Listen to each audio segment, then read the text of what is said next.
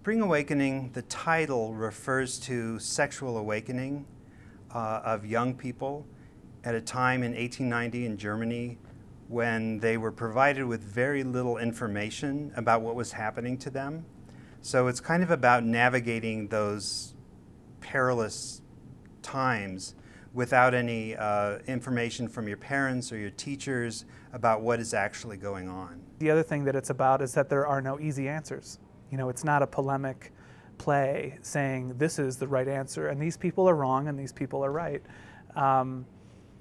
It's really a play that says, wow, this is really important and these things happen and what do we do about them? I had to try to, in my voice as a translator, equate my language now with the language then. It's written over 100 years ago and the themes and subject matter are relevant, but you have this language that's very dense, sometimes very poetic, and so then the big challenge is how do we make it contemporary? You're always trying to find words that will flow well, that will sound right in an actor's mouth, that the audience will hear and take in a very natural way. How do we make it accessible? How do we make it something that someone in 2012 wouldn't think, wow, this belongs in a museum?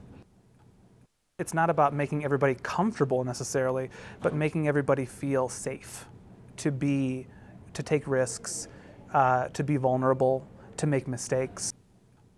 Yes, I want them to like it. I would love people to be entertained, but the most important thing as a director for me is that it touches people.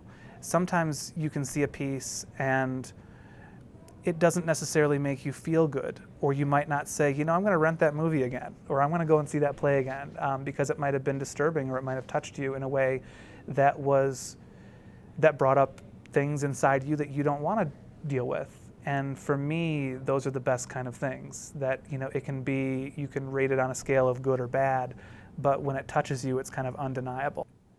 The thing that actually appealed to me as a director was that it scared me. I mean, you read the play and it's hard.